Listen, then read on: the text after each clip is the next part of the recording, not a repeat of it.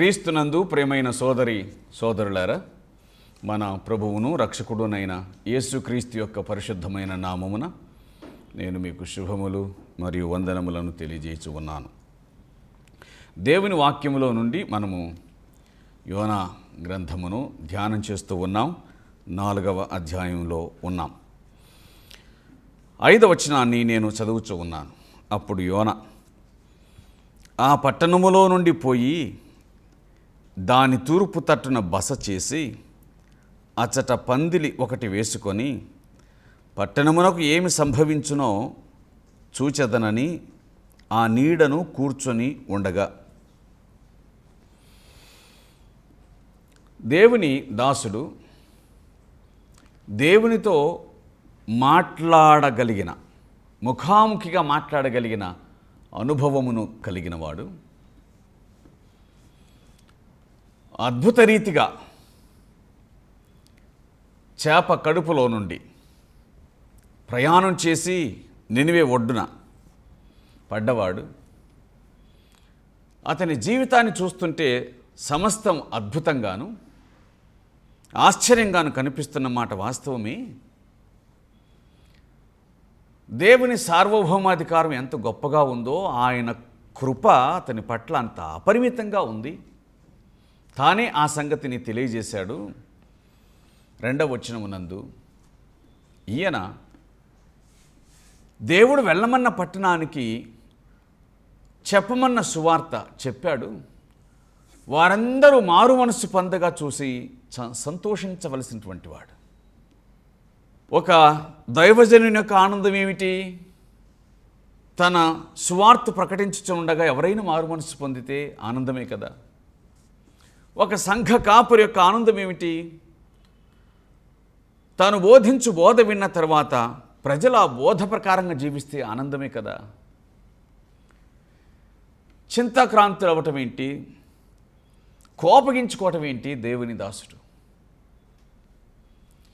ఇప్పుడు 5వ వచనానికి రాగా, ఆ పట్టణం నుండి పోయి వెలుపలికి వెళ్ళి తూర్పు తట్టున బస చేసి అచ్చట పందిలి ఒకటి వేసుకొని పట్టణమునకు ఏమి సంభవించునో చూచెదనని ఆ నీడను కూర్చొని ఉండగా.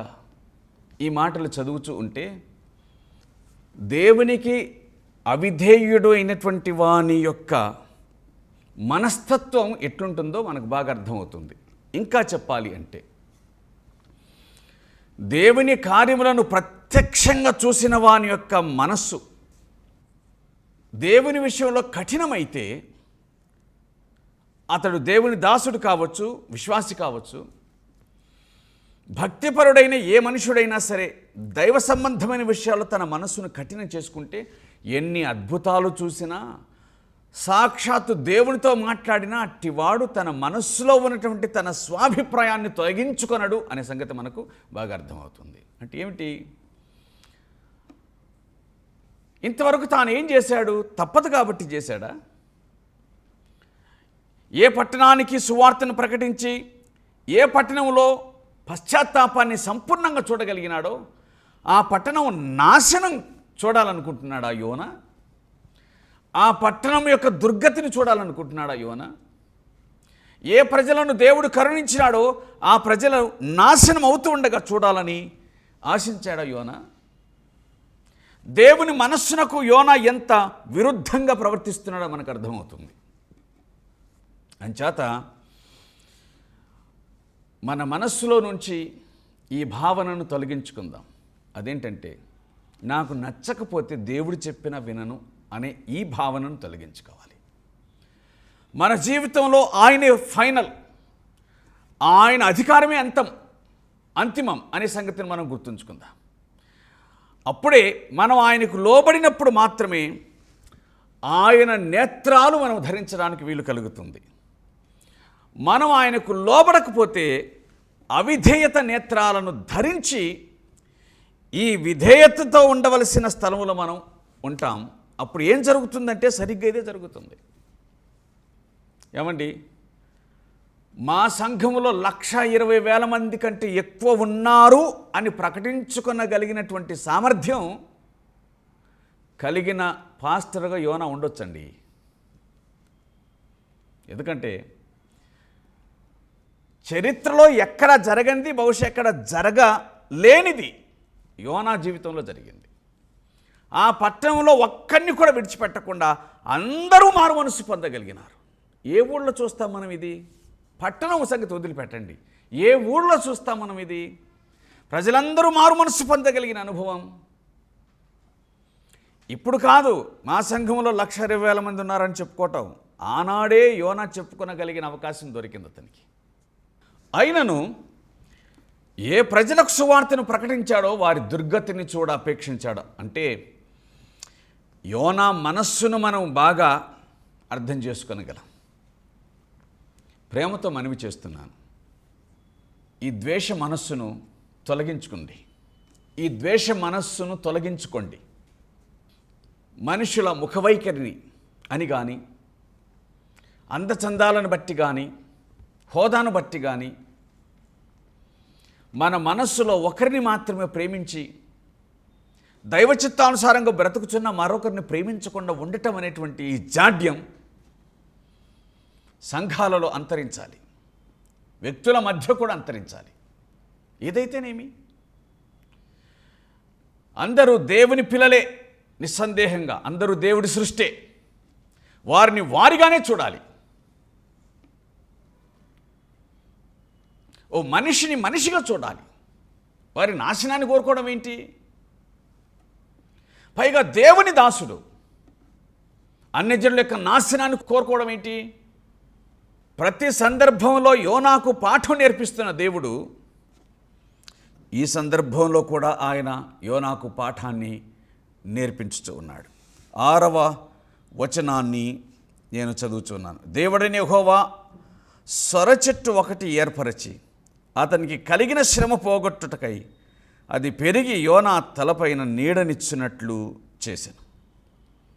ఆ పట్టణమునకు ఏమి జరుగుతుందో తెలుసుకోవటానికి యోనా పట్టణానికి దూరంగా వెళ్ళి పందిరి ఒకటి వేసుకున్నాడు. ఈ సరంజామా అంతా అతనికి ఎట్లా దొరికిందో మనకు అర్థం కాదు. గుర్తుంచుకోండి, మనిషి ఏది సాధించాలి అని అనుకుంటాడో దాన్ని సాధించగలుగుతాడు ఎట్లయినా సరే. తాను నీడ కోసమని ఒక పందిరిని వేసుకున్నాడు కదా, తనకు నీడ రావటానికి.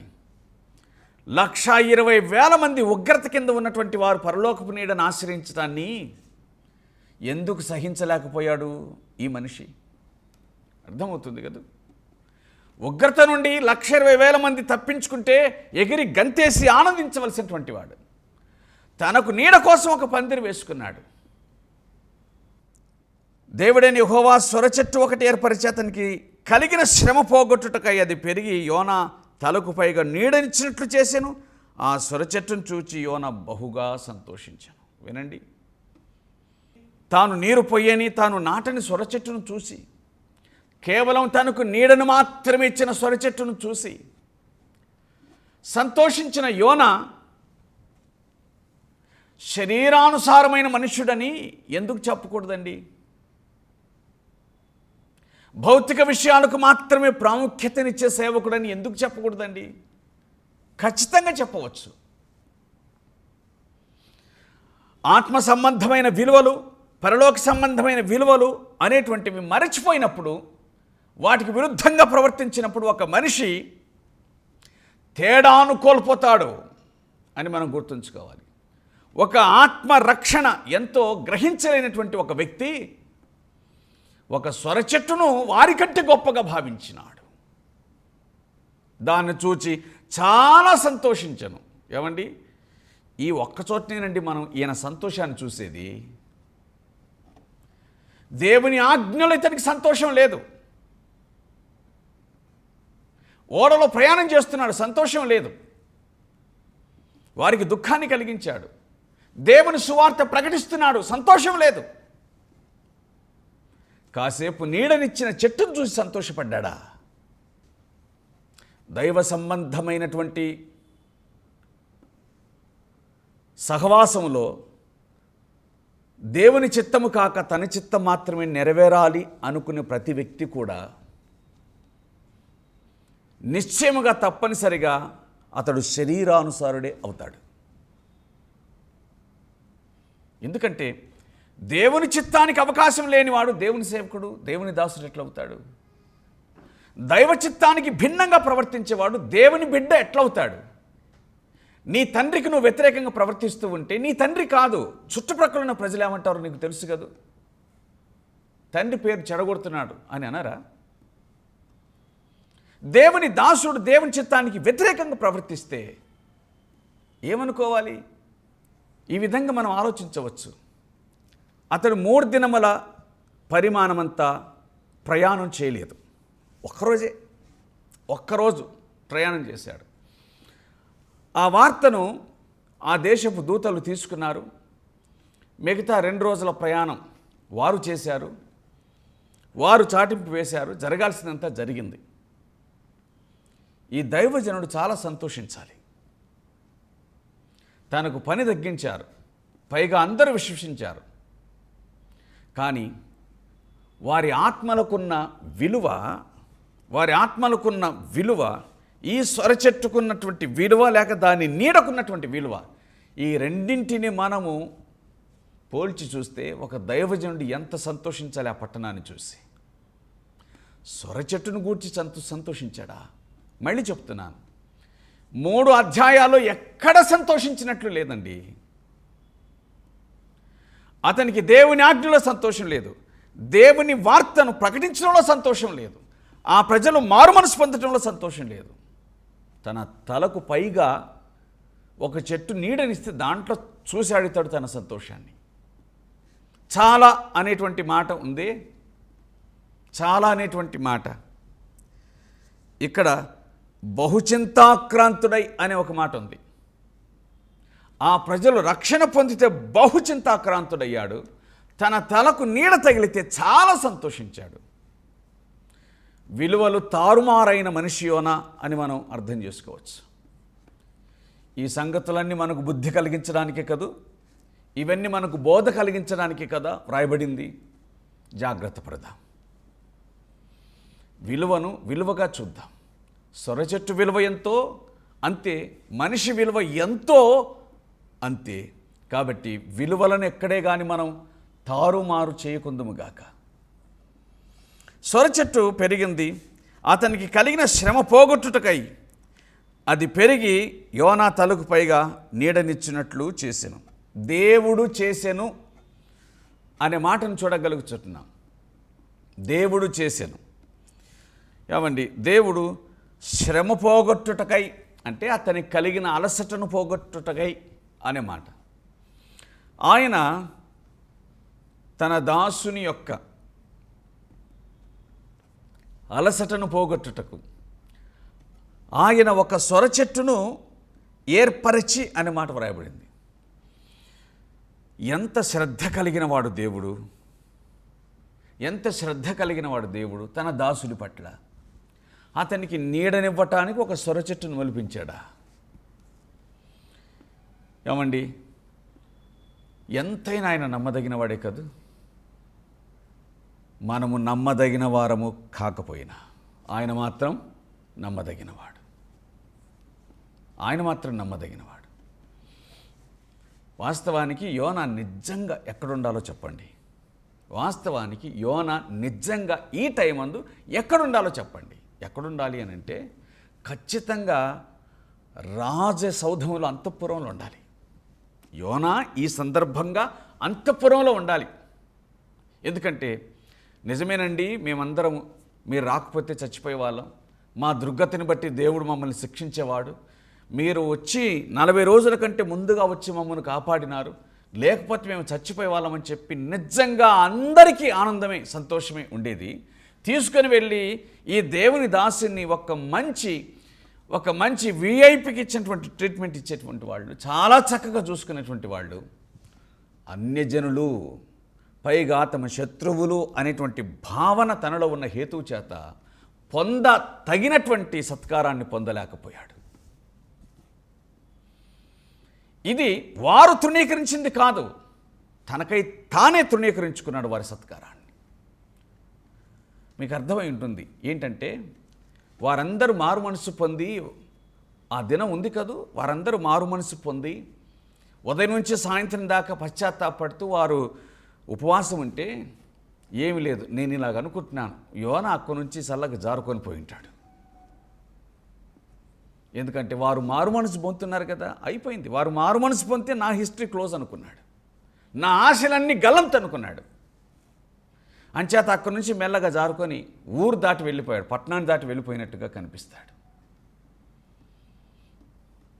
దేవుని దాసుడిగా ఎంత ఘనతను పొంది ఉంటాడో ఆ మాటలు చెప్పాల్సి వస్తే కనుక, ఆ దినాన రాజు సైతం గోనెపట్ట కట్టుకున్నాడు అని అంటే, రాజులను సహా కదిలించగలిగినటువంటి దేవుని వాక్యాన్ని ప్రకటించిన వాడు ఆ రాజులిచ్చే ఆతిథ్యాన్ని పొందలేకపోయాడు. కేవలం తన మనస్సులో ఉన్నటువంటి దురహంకారం.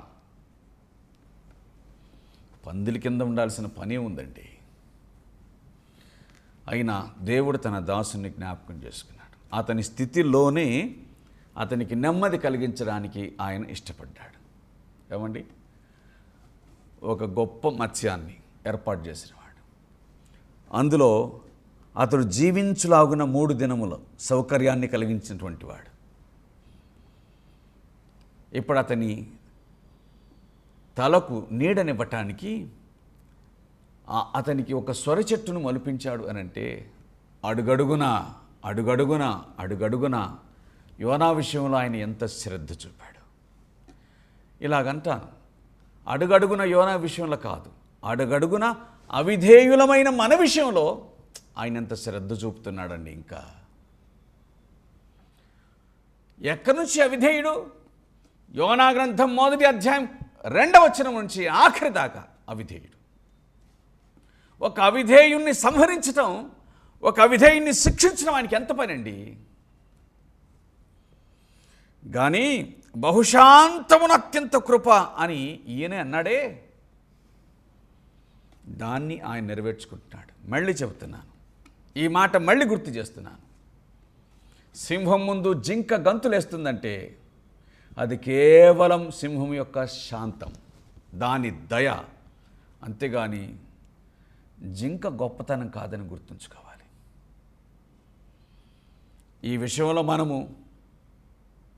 చాలా పశ్చాత్తాపడి మనం ఆయన అడగవలసిన అవసరం ఎంతైనా ఉంది, బతిమాలుకొనవలసిన అవసరం, క్షమించమని అడగవలసిన అవసరం ఎంతైనా ఉంది. సొర చెట్టును ఏర్పాటు చేస్తే చాలా సంతోషించాడట. 7వ వచనం, మరుసటి ఉదయమందు దేవుడు ఒక పురుగును ఏర్పరచగా నీడనివ్వడానికి చెట్టును ఏర్పరిచాడు. ఆ చెట్టును తొలగించడానికి ఒక పురుగును ఆయన ఏర్పాటు చేశాడు. దేవుని వాక్యం ఏం చెబుతుంది అని అంటే, ఆయన తన దాసునికి బుద్ధి చెప్పడానికి 3 జీవులను ఏర్పాటు చేసుకున్నాడు. ఒకటి చేప, మరొకటి చెట్టు, ఇంకొకటి పురుగు. దేని ద్వారానైనా బోధించుటకు ఆయన సమర్థుడు. చాలా గొప్ప విషయం. 1,25,000 మందికి వాక్యాన్ని చెప్పగలిగిన స్పీకర్కు దేవుడు ఒక చెట్టు ద్వారా, పురుగు ద్వారా వాక్యాన్ని చెప్పిస్తూ ఉన్నాడు. అవిధేయునికి గాడిదతో వాక్యం చెప్పించాడనే సంగతి తెలుసు కదూ. బిలామునకు గాడిద, బిలాము ప్రవక్త అయితే గాడిద బిలాముకు ప్రవక్త అయింది.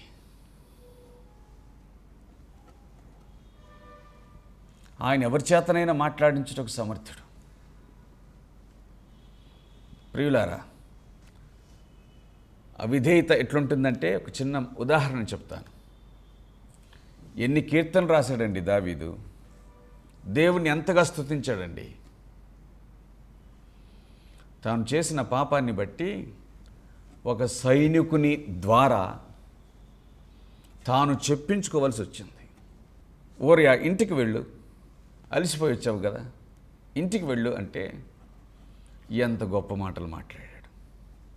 రాజా, సైన్యం అంతా పోరాడుతూ ఉంటే, నాతో ఉన్న వారందరూ కూడా యుద్ధంలో ఉంటే, నేను ఇంటికి వచ్చి నేను నా భార్యతో కూడా ఉండటానికి నేను ఇంటికి వెళ్తానా అంటే, చెప్పేవాడు తప్పిదం చేస్తే చెప్పించుకునే స్థితిని కల్పించుకుంటాడు. ఇది మరీ ఘోరమైన విషయం. బోధించువాడు బోధకుడు, కానీ అల్పుని చేత బోధించబడుచు ఉన్నాడు. అధికుడు తన విలువను కోల్పోతే దేవుడు అల్పుని చేత బోధించడానికి సమర్థుడు.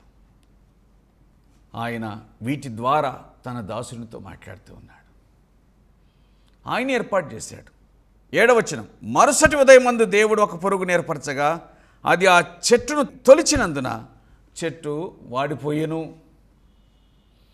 రెండిటి కర్త ఆయనే. ప్రాణం పోసినవాడు ఆయనే, ప్రాణం తీసినవాడు ఆయనే. పచ్చదనాన్ని ఇచ్చినవాడు ఆయనే, దాన్ని తొలగించినవాడు కూడా ఆయనే. ఏమండి, దేవుని సార్వభౌమత్వం యోనా గ్రంథంలో స్పష్టంగా కనిపిస్తుందన్న సంగతి వింటున్నాం కదూ. తాను అనుకుంటే దేవుడు ఏమైనా చేస్తాడు. ఆయన ఏం చేయటం లేదంటే ఆయన సహించుచున్నాడు అని అర్థం. ప్రసంగి గ్రంథం 8వ అధ్యాయం 11వ వచనం, దుష్క్రియకు తగిన శిక్ష శీఘ్రముగా కలుగకపోవుట చూచి. ఎందుకు కలగదు? కలుగుతుంది. మనుషుడు ఏమి విత్తునా పంటను కోస్తాడు, కానీ విత్తనానికి కోయటానికి మధ్య చాలా సమయం ఉంటుంది. విత్తనానికి కోయడానికి మధ్య చాలా సమయం ఉంటుంది.